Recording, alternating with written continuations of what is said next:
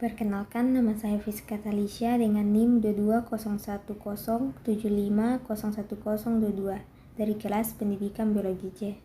Jadi, saya akan menjelaskan tentang genetika Mendelian.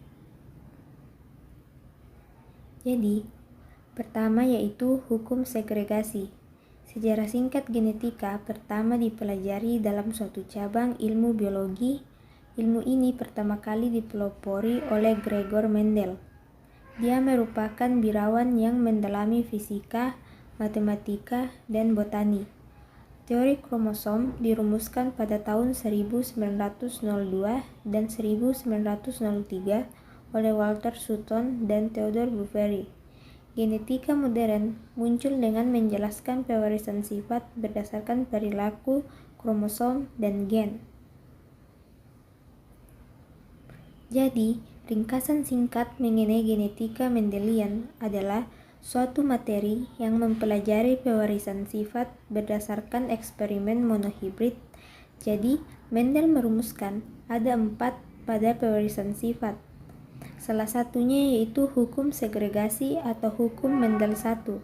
Sedangkan berdasarkan eksperimen di hibrid, Mendel merumuskan hukum pemilihan bebas yang disebut dengan hukum Mendel 2.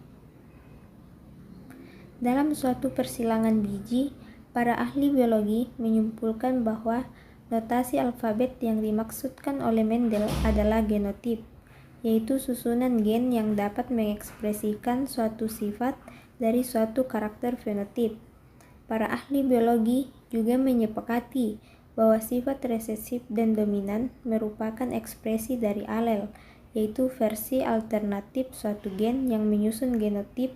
Oleh karena itu, genotip dapat hadir dalam bentuk homozigot jika pasangan alelnya sama. Contoh, Y besar dan Y kecil, serta dalam bentuk heterozigot jika hadir dalam pasangan alel yang berbeda. Contohnya Y besar, Y kecil. Nah, di sini ada gambar persilangan biji. Nah, persilangan biji ini itu antara persilangan biji berwarna kuning dengan biji berwarna merah. Nah, bagian dari persilangan biji tersebut yaitu parental, yaitu Y besar disilangkan dengan Y kecil, di mana Y besar ini merupakan biji berwarna kuning, sedangkan Y kecilnya ini adalah biji berwarna hijau. Nah, fenotip satunya sama dengan Y besar Y kecil disilangkan dengan Y besar Y kecil. Nah, fenotip 2-nya yaitu Y besar 2Y besar Y kecil dan Y kecil. Jadi, rasio fenotip V2 yaitu 3 biji kuning berbanding 1 biji hijau. Rasio genetip V2-nya yaitu 1 Y besar berbanding 2 Y besar Y kecil berbanding Y kecil. Nah, berdasarkan bagian tersebut, sifat tidak hanya dapat dilakukan dengan menguji fenotip 1 yang disilangkan dengan sesamanya, namun fenotip 1 juga dapat diuji dengan menyilangkan fenotip 1 dengan individu sejenis yang memiliki genotip homozigot resesif atau uji silang. Jadi, dalam persilangan Y besar dengan Y kecil, fenotip satunya yaitu Y besar Y kecil disilangkan dan diuji silangkan dengan yang memiliki genotip Y kecil. Persilangan ini akan menghasilkan fenotip 2 dengan rasio fenotip P sativum berbiji warna kuning terhadap P sativum berbiji warna hijau adalah 1:1. Nah, ada teori pewarisan sifat. Di sini saya menambahkan tentang teori pewarisan sifat. Pewarisan sifat dapat juga disebut dengan istilah hereditas yang mengacu pada suatu pewarisan sifat dari induk kepada keturunannya. Hereditas ini juga berkaitan dengan genetika, yakni sebuah ilmu yang mempelajari pewarisan sifat. Jadi, pewarisan sifat tersebut dapat ditentukan oleh kromosom dan gen. Nah, ada beberapa teori-teori mengenai pewarisan sifat, diantaranya yang pertama yaitu teori embrio.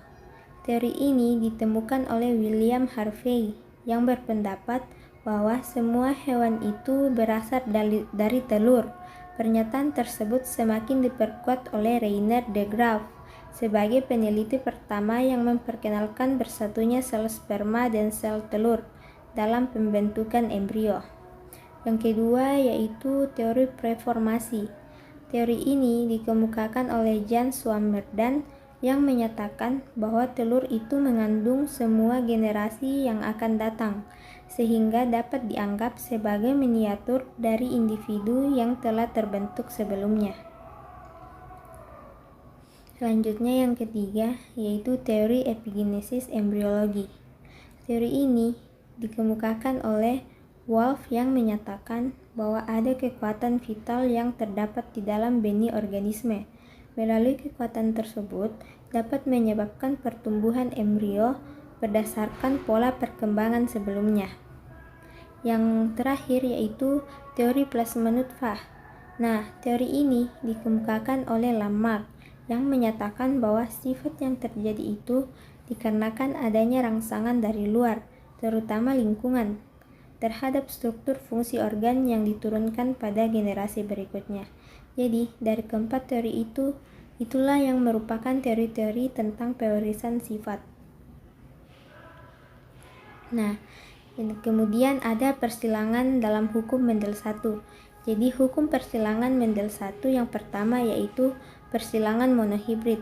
Kala itu, Mendel membuat percobaan dengan menyilangkan dua individu dari kacang kapri yang memiliki sifat berbeda, yaitu antara kacang kapri berbatang tinggi dengan kacang kapri berbatang rendah. Jika melihat lagi teori pada hukum Mendel 1 yang menyatakan bahwa dalam pembentukan gamet atau sel kelamin, itu pasangan alel akan memisah secara bebas. Jadi, dalam peristiwa pemisahan tersebut akan terlihat ketika pembentukan gamet individu yang memiliki genotip heterozigot, sehingga setiap gamet atau sel kelamin akan mengandung salah satu alel tersebut. Kemudian, yang kedua dari hukum Mendel 1 yaitu backcross and testcross. Backcross adalah menyilangkan atau mengawinkan individu hasil hibrida fenotip 1 dengan salah satu induknya. Tujuannya adalah supaya dapat mengetahui genotip dari induknya atau parentel. Sementara testcross adalah proses menyilangkan individu fenotip 1 dengan salah satu induknya yang homozigot resesif. Tujuannya adalah supaya dapat mengetahui apabila individu fenotip 1 itu memiliki homozigot atau heterozigot. Kemudian ada yang kedua yaitu persilangan hukum Mendel 2. Jadi di dalam persilangan Mendel 2 hanya ada persilangan dihibrid. Nah, melalui persilangan ini Mendel mencoba melibatkan dua sifat sekaligus dan menyimpulkan bahwa dalam proses pembentukan gamet atau sel kelamin, maka setiap pasangan alel dalam satu lokus akan bersegregasi secara bebas dengan pasangan alel lokus lainnya dan akan terpadu secara bebas dengan alel dari lokus lainnya. Singkatnya, monohibrid adalah hibrid dengan satu sifat berbeda, sementara dihibrid adalah hibrid dengan dua sifat berbeda. Nah, kemudian ada perbedaan hukum Mendel 1 dan hukum Mendel 2. Nah, jadi perbedaannya itu paling kentara terlihat pada sifat yang disilangkan. Pada hukum Mendel 1 menyatakan bahwa pembentukan gamet atau sel kelamin pada kedua gen induk yang berpasangan dengan alel akan memisah alias segregasi. Hal itu menyebabkan setiap gamet akan menerima satu gen dari induknya. Sementara pada hukum Mendel 2 menyatakan bahwa jika terdapat individu yang berbeda satu sama lain dalam dua pasangan sifat atau lebih, maka akan menurunkan sifat yang sepasang dan tidak bergantung pada sifat lainnya. Kemudian kesimpulan yang dapat diambil dari hukum Mendel 1 dan hukum Mendel 2 yaitu jadi dalam hukum Mendel 1 akan mengalami proses segregasi atau pemisahan sel secara bebas, sedangkan pada hukum Mendel 2 akan mengalami pengelompokan gen secara bebas. Nah, sekian presentasi saya tentang genetika Mendelian. Saya ucapkan terima kasih.